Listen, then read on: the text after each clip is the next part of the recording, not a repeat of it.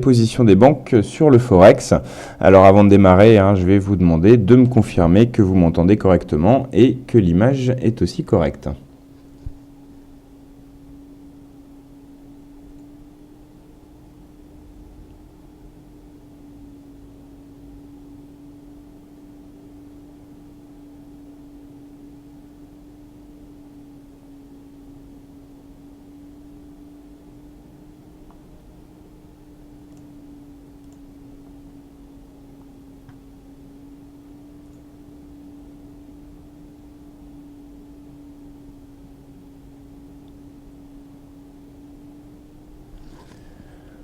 Ok, très bien. On me répond que le son et l'image vous parviennent, donc on va pouvoir démarrer. Alors pour ceux qui ne sont pas habitués à ce rendez-vous hebdomadaire, je rappelle le sujet de ce webinaire, c'est de faire le point sur les positions des banques sur le Forex, les ordres et les conseils des banques sur le Forex.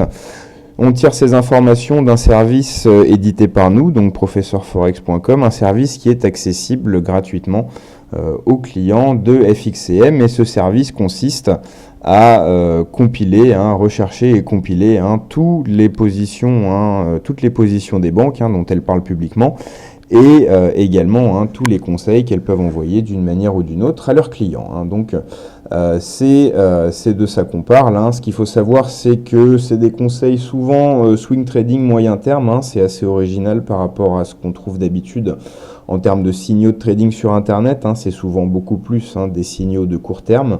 Là, en provenance des banques, c'est généralement du swing trading du moyen terme. Il n'est pas rare qu'il y ait des positions qui soient tenues plusieurs semaines, et on a donc 9 paires de devises qui sont couvertes, et ça représente environ 80 clôtures de position par mois, pour vous donner une idée du volume de conseils. Voilà. Donc on va tout de suite entrer dans le vif du sujet avec brièvement les positions qui ont été ouvertes aujourd'hui. C'est ce qu'on fait tous les lundis, et puis ensuite on regardera un peu plus en détail quelles ont été les performances 2015 des banques selon les positions qu'on a eues dans le portefeuille des banques, et quelles étaient les meilleures sur telle paire de devises, le classement des banques par paire de devises. Donc voilà ce qu'on va faire une fois qu'on aura passé en revue les positions ouvertes aujourd'hui. Vous avez sous les yeux les deux positions qui ont été ouvertes. On a également eu des ordres en attente enregistrés. On va tous les passer en revue et passer sur la plateforme. Donc ça concerne quasiment tout le Crédit Suisse, qui a donc été très active aujourd'hui, avec pour GBP USD une position vendeuse ouverte à 1,4595 avec un objectif à 1,4405 et un stop à 1,4650, une position technique de court terme. Et pour Euro GBP, toujours Crédit Suisse, qui est entré à l'achat cette fois à 0,75 avec un objectif à 0,7630 et un stop à 0,7422. On va voir sur le graphique à quoi ça correspond, sur les graphiques à quoi ça correspond. Donc on va commencer par GBP USD. On va se mettre en données horaires. Je vais prendre de mon côté les données correspondantes. Et donc pour le GBP USD, on a le Crédit Suisse qui est entré à 1,4595 à la vente. On va pointer le cours d'entrée.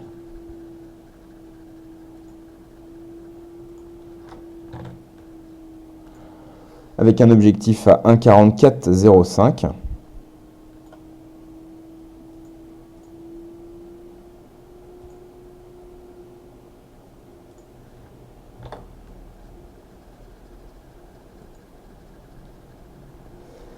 Et avec un stop à 46,50.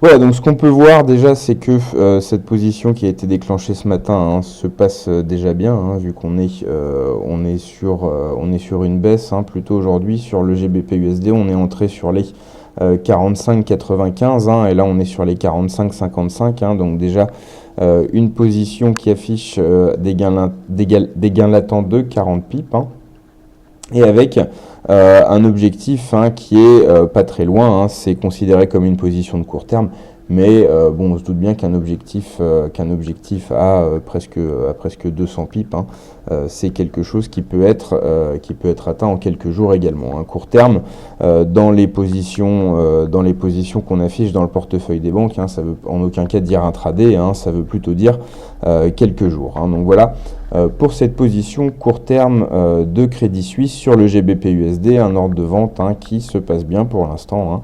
On peut imaginer qu'on aura une étape sur les 1,45, hein, qui aura certainement du support sur les 1,45. C'est le dernier plus bas qui a été marqué, hein, à peu près au cours de la tendance baissière, et c'est aussi un seuil très psychologique. Donc possiblement une étape, hein, à mi-chemin, hein, vu que sur les 1,45 on sera à mi-chemin à peu près de l'objectif. Hein. Donc une étape peut-être à prévoir sur les 1,45, mais pour l'instant une opération, hein, qui se profile bien. La deuxième concernait Euro-GBP. Alors on va se mettre pareil en données horaires. Et donc c'était un achat sur les 0,75.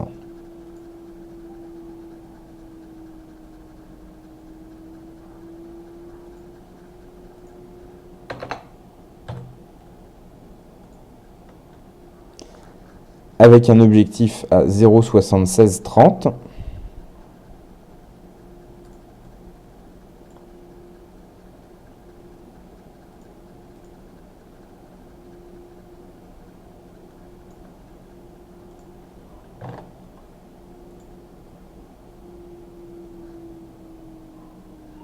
Et un stop à 0,7422.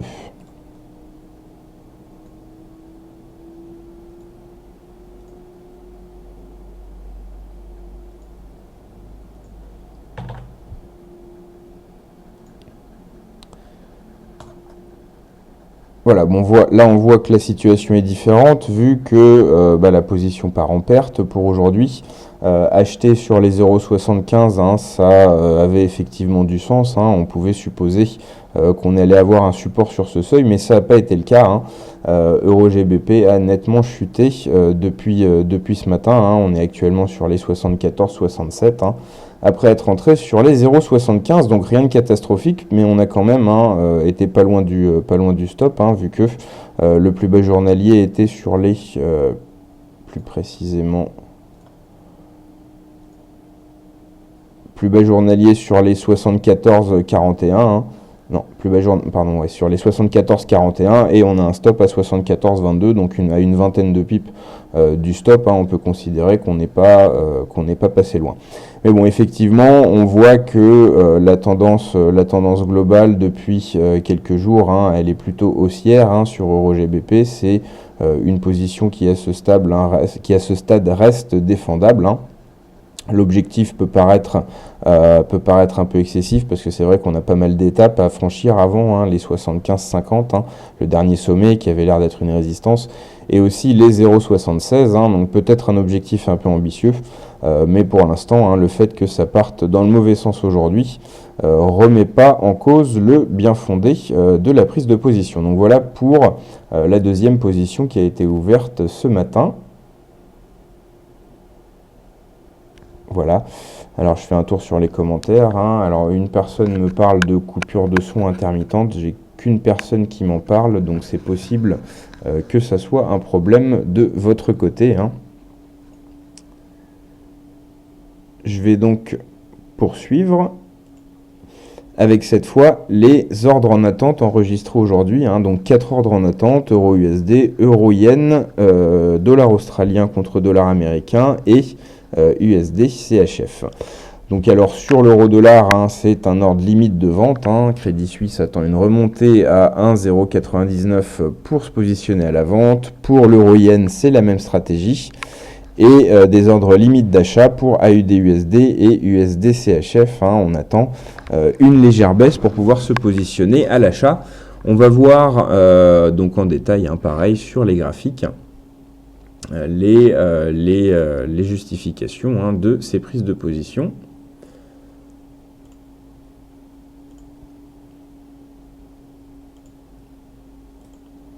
Alors, donc en commençant par l'euro-dollar.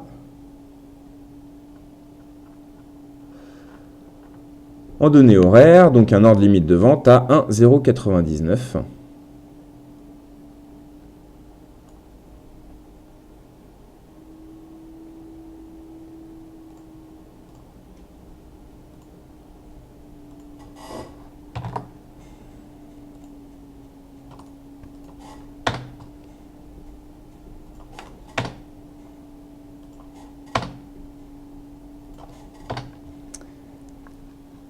avec un objectif à 0,78, 1,078.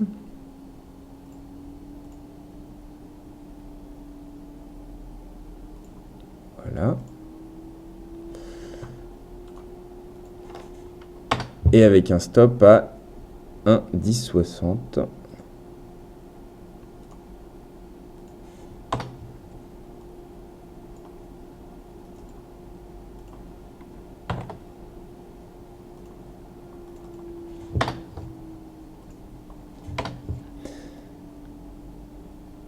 Voilà, donc on attend une remontée, on attend que, enfin Crédit Suisse attend que la phase haussière actuelle s'accentue jusqu'à frôler les indices. Elle va pas se risquer jusqu'à parier sur un test des indices, mais Crédit Suisse estime qu'on va s'approcher des 1,0990 et qu'à ce moment-là, ça sera une bonne idée de se positionner à la vente en direction des 1,0780. Alors 1,0780, c'est proche de 1,08 qui a été un seuil important ces derniers jours. Donc on peut effectivement considérer qu'à 20 pips près, il est peut-être plus prudent de viser les 1,08 ou les 1,0810 que les 1,0780. Le point d'entrée est plutôt judicieux, avec effectivement un point d'entrée juste sous les indices. Quant au stop, c'est aussi le dernier sommet important en date. Donc là aussi, on a une justification assez claire d'un point de vue graphique pour ce conseil de Crédit Suisse. Donc vente à 1,0990 sur l'euro-dollar. Objectif 1,0780, stop 1,1060. Voilà pour ce premier conseil de Crédit Suisse. Crédit Suisse a également émis un conseil sur l'euro-yen, qu'on va prendre ici aussi en données horaires. Avec cette fois également un ordre limite de vente, avec un objectif, avec un cours d'entrée à 129,30.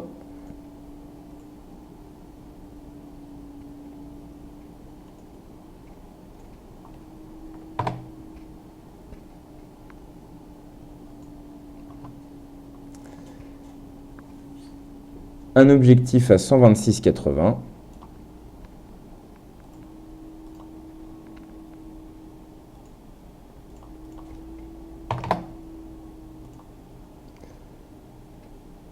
Un stop à 129,80.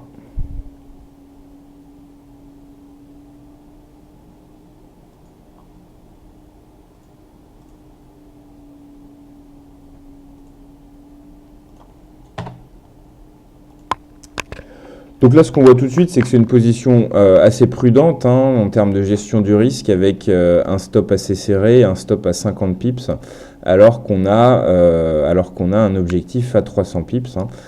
Donc une entrée à 129,30. Crédit Suisse attend que ça remonte jusqu'à 129,30 pour pouvoir se positionner en vue des 126,80. 126,80, on voit la justification récemment dans l'évolution récente des cours. C'est le dernier plus bas de tendance. Quant au 129,80, c'est juste avant le seuil psychologique des 130. On peut imaginer que ça a joué dans le choix de la banque. Et pour les 129,30, on voit effectivement que c'était une zone où on avait eu un peu de friction il y a quelques jours. Donc on voit un peu où veut en venir la banque avec cette position. On peut peut-être critiquer un peu le stop qui est serré, mais qui se justifie par le fait qu'on ait les 130 qui devraient effectivement jouer un bon rôle de barrière. Quant à la baisse, 126,80, on l'a vu que ça se justifie par le dernier plus bas en date, mais dans ce cas, pourquoi pas viser plutôt les 127, ou alors pourquoi pas carrément viser une accentuation de la tendance vers les 126. On peut peut-être donc discuter un petit peu sur l'objectif de ce conseil. Voilà pour ce conseil euro-yen de Crédit Suisse, un ordre limite de vente, je le rappelle, entrée à 129,30, objectif 126,80 et stop à 129,80. L'autre position, l'autre conseil en attente enregistré aujourd'hui concernait AUD-USD.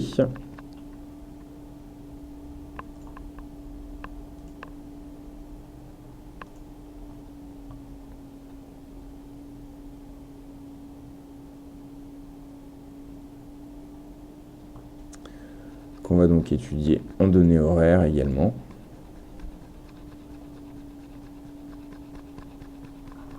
Et cette fois, il s'agissait d'un ordre limite d'achat à 69,35.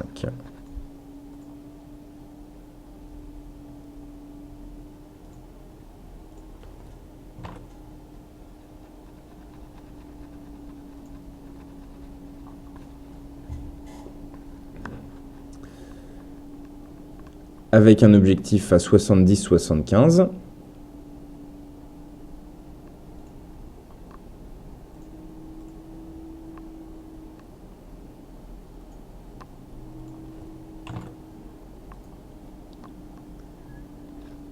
Et avec un stop à 68,95.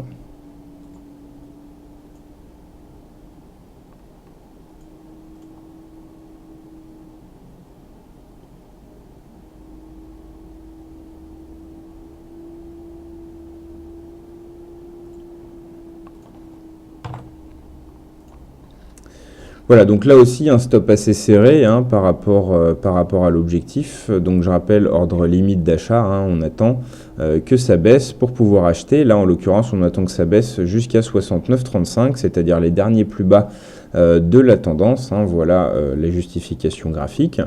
En ce qui concerne l'objectif, les 70-75, c'est un sommet important hein, du 7 janvier. Donc là aussi une justification aisée. Les 68,95, hein, ça se base hein, très certainement sur un potentiel test des 0,69 et puis également sur ce plus bas qui date du 4 septembre, hein, qui est assez précisément égal au stop hein, de cette position. Hein. Donc voilà, un ordre limite d'achat, donc on attend que ça baisse à 0,6935 sur AUD-USD pour se positionner à l'achat en vue des 70-75 avec un stop assez serré, donc à 68,95. Et enfin, la dernière position concernait le dollar contre le franc suisse, avec un ordre limite d'achat à 0,9860.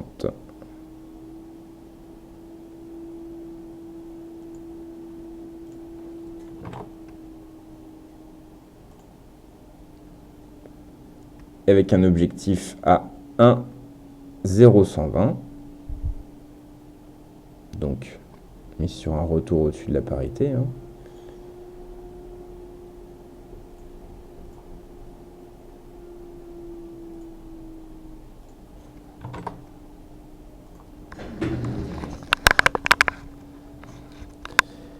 Et avec un stop à 0,9787.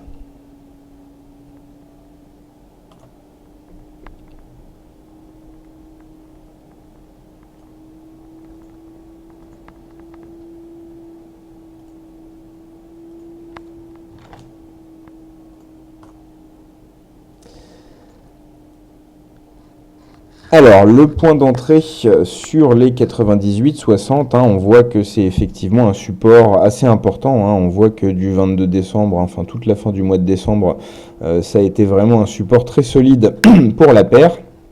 Donc, estimer que ce support tiendra de nouveau, c'est pas idiot. Hein. Donc voilà la justification du cours d'entrée.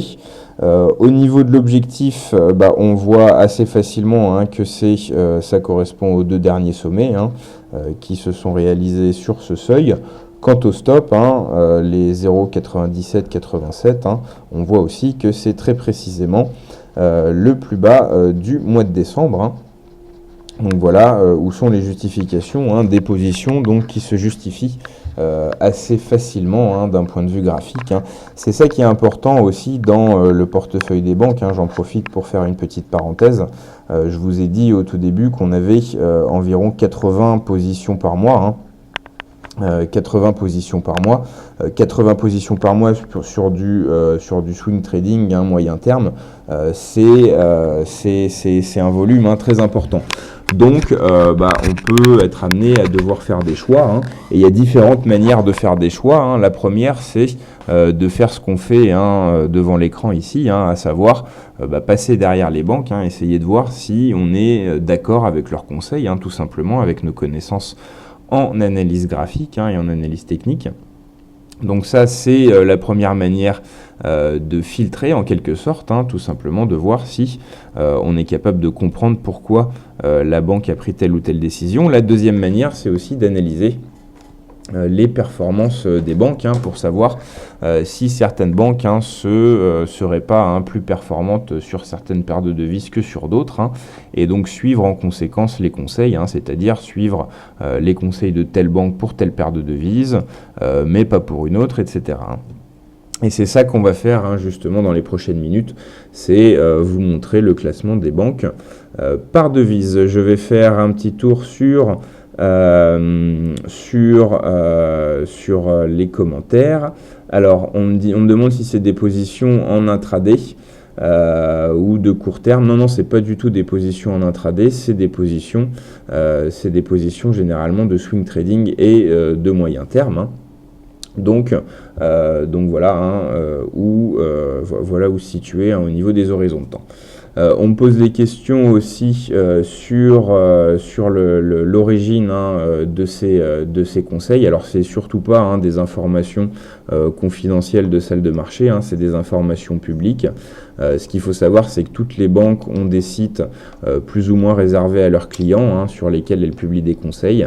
Il y a aussi les banques, hein, qui communiquent, hein, sur certaines prises de position. Tout ça, faut réaliser un travail de compilation et c'est au final un travail que vous pourriez faire également vous-même, hein, simplement comme c'est effectivement un travail un peu de fourmi, hein, de collecter tout ça. C'est quelque chose qui devient un peu pratique, hein, d'avoir tout déjà fait au sein de 2 tableurs, hein, avec les positions en cours et les positions en attente, hein, donc sur 9 paires de devises. Hein. Donc voilà pour les précisions, hein, sur les conseils. Je vais donc maintenant vous montrer les performances, hein,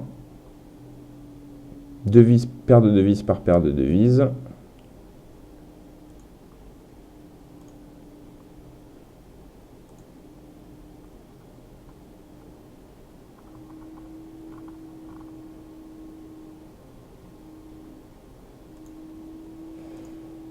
Alors, je vais zoomer de mon côté sur ce qui nous intéresse, c'est-à-dire l'année 2015.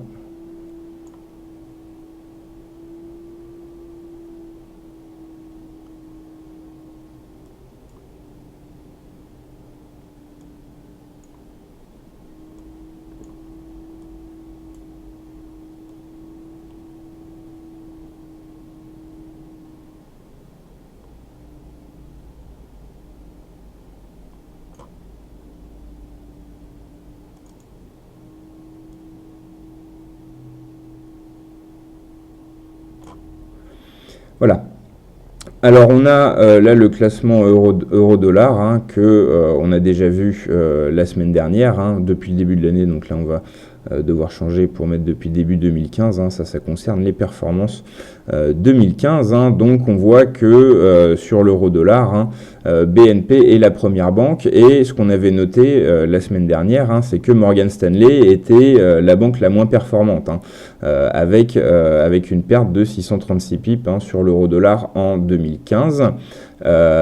Alors que Morgan Stanley est la banque, hein, la première banque du classement général, hein, si on prend en compte toutes les paires de devises, c'est Morgan Stanley, hein, qui affiche la plus grosse performance, hein. Donc d'où l'intérêt de regarder un peu en détail, hein, les performances des banques. Ça permet, hein, de se dire, d'aller creuser un peu plus loin. Bon, voilà, Morgan Stanley, c'est la banque la plus performante, donc il peut être tentant, hein, de suivre les conseils de Morgan Stanley, hein, mais on voit bien que sur l'euro-dollar, en tout cas en 2015, hein, ça ne s'est pas révélé payant. Donc pourquoi pas se dire, on va suivre les positions de Morgan Stanley, sauf ceux qui concernent, hein, l'euro-dollar, hein. Voilà à quoi sert cet outil qu'on met à disposition de nos membres, hein, sur l'espace membre, hein, du portefeuille des banques. Sur GBP/USD, par contre, on voit que Morgan Stanley, hein, la première banque du classement général, est aussi la première avec 551 pips encaissés, hein, en 2015. On voit que Citi est seconde et JP Morgan Et troisième, et on voit aussi que à partir de la quatrième place, on a des performances qui déclinent nettement et qui deviennent beaucoup moins intéressantes. Donc là aussi, on peut se dire, bon bah voilà, sur GBP/USD, on a vu que globalement en 2015, où il y a quand même eu beaucoup de conseils, on a vu une tendance qui se dégageait nettement, à savoir que 3 banques se révélaient plus performantes que les autres sur GBP/USD. Et tout ça, ça permet en gros de créer des filtres, des règles, de se dire, bah voilà, je suis les conseils de telle banque sur telle paire de devises, mais pas une autre, et ça permet du coup de pouvoir faire ses choix. Sur le dollar-yen en 2015, c'est Merrill Lynch qui a été la première, et on voit aussi que la dernière, c'est Morgan Stanley. Donc voilà aussi une stratégie qui s'affine en direct. On va suivre les positions de Morgan Stanley, moins euro-dollar, moins dollar-yen, parce qu'on voit qu'effectivement, c'est la dernière du classement sur ces 2 paires. Et les premières, c'est Merrill Lynch, Danske Bank et NAB qui encaissent toutes 400 pips ou plus sur l'année 2015 sur le dollar-yen. Sur le dollar contre le franc suisse, là on voit que Morgan Stanley retrouve nettement sa place de premier avec 1746 pips encaissés, loin devant la deuxième banque qui n'a encaissé que 285 pips. La même chose pour USD/CAD, où Morgan Stanley a été très performante en 2015 avec 1632 pips encaissés, pas loin derrière la Danske Bank et loin devant le troisième du classement, Nomura, qui a encaissé 3 fois moins que Morgan Stanley. Pour NZD/USD, ce qui est intéressant, c'est que les banques régionales, BNZ et ANZ, sont parmi celles du top 3. Alors on va se dire que effectivement peut-être que le fait que ces banques soient originaires de la région concernée par cette paire de devises leur confère une certaine expertise et qu'elles sont peut-être plus à même de prendre des décisions sur celles-ci.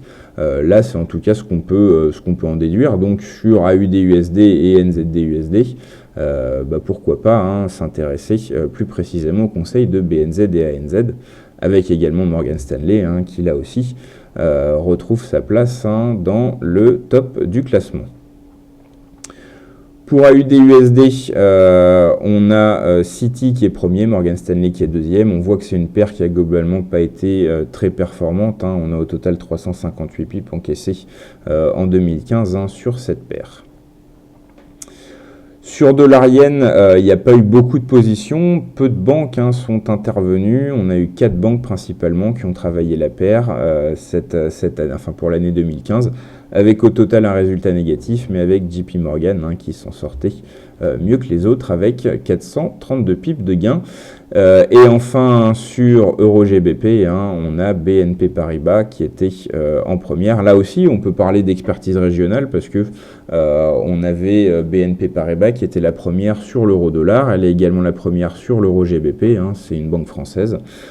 Donc pourquoi pas se dire effectivement qu'il y a ce facteur à prendre en compte, l'origine de la banque, pour voir si on pourrait pas en déduire une certaine expertise. C'est ce qui semble se dessiner avec BNP Paribas et l'euro, et avec BNZ et ANZ et le NZD/USD.